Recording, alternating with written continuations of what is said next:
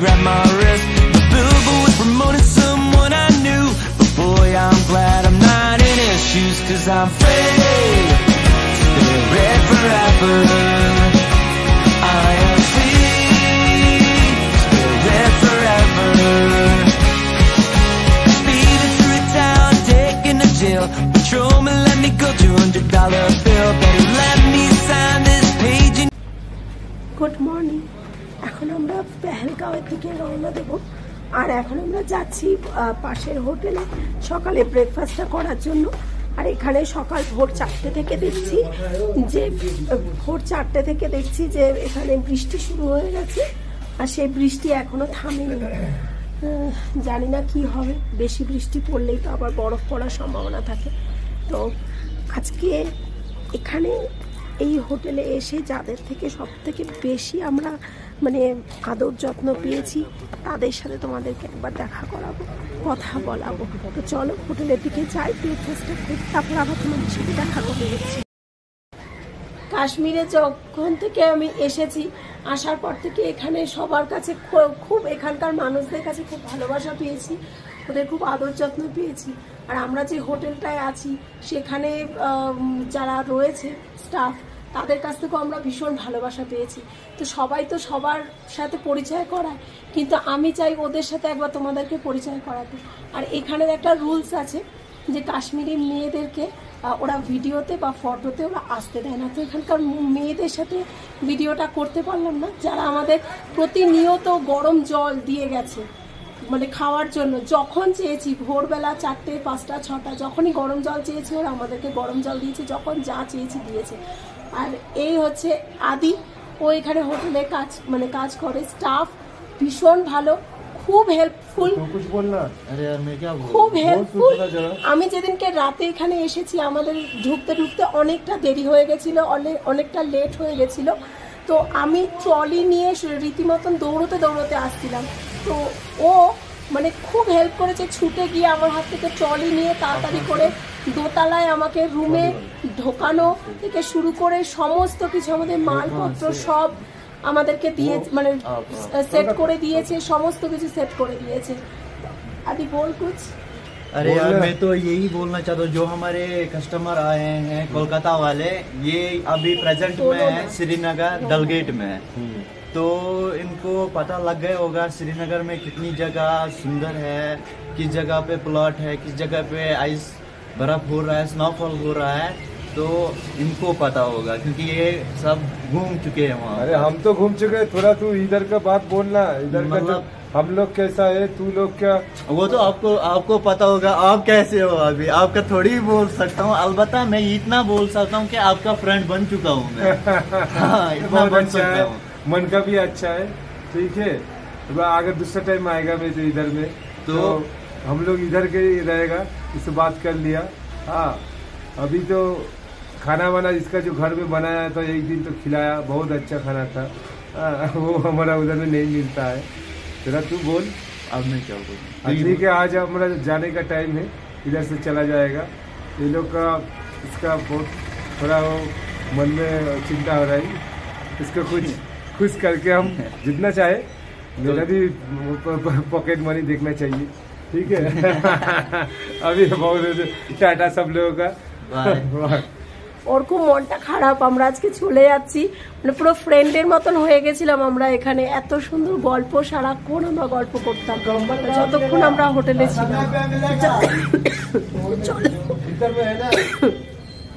আমরা বেরোই, তারপরে তোমাদের সাথে আবার দেখা করে নিই।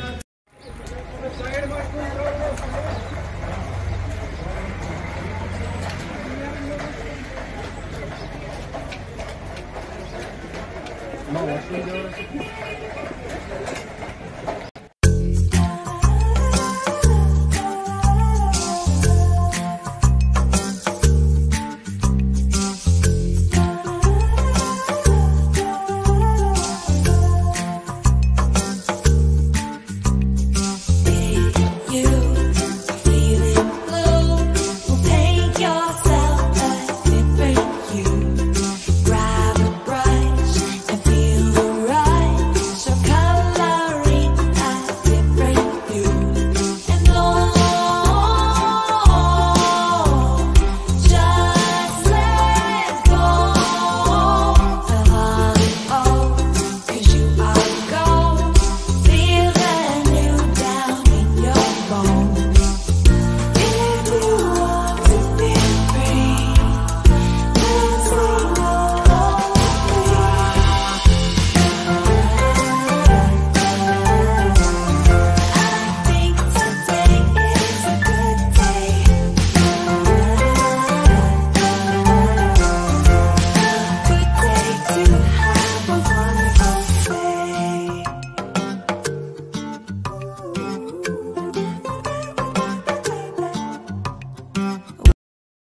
এখন আমরা পেহেলগাঁওতে পৌঁছে গেছি।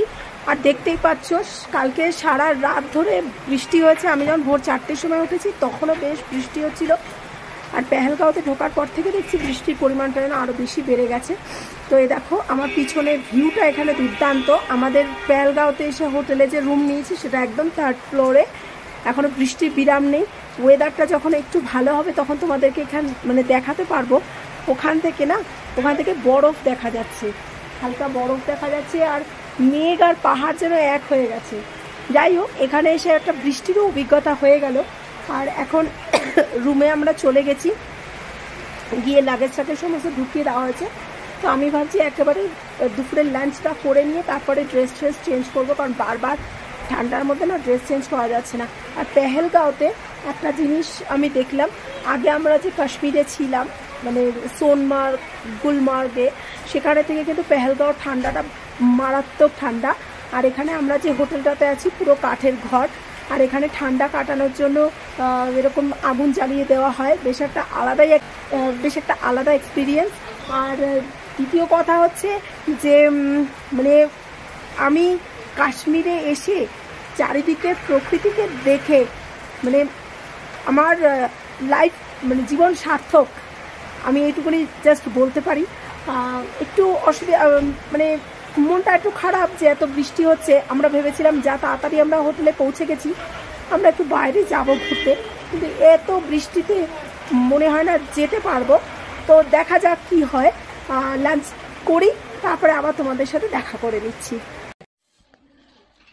পেহেলগাঁওতে এত পরিমাণে বৃষ্টি হচ্ছে, বিশ্ব বাইরে থেকে গিয়ে দূরে যা বাইরে থেকে এরকম একটা ছাতা নিয়ে এসেছে। দেখো ছাতার সাইজটা দেখো, একটা বিশাল বড় ছাতা। আর ছাতার ডিজাইনটা দেখেছো, একদম আর্মিদের মতো একদম ডিজাইন। এইবার বৃষ্টি হোক, তুফান আসুক, যা কিছু আসুক, আমি আর বিশ্ব ছাতা মাথায় দিয়ে টুং টুং করে ঘুরে বেড়াবো। আর রাজদীপ থাকবে হোটেলের ভিতরে। কোনো মালুম নেই। বলবো তুই এখন কি অবস্থা আছিস? বলবো সেটা না, সেটা বলে তাহলে বন্ধ করলাম। আচ্ছা বলো।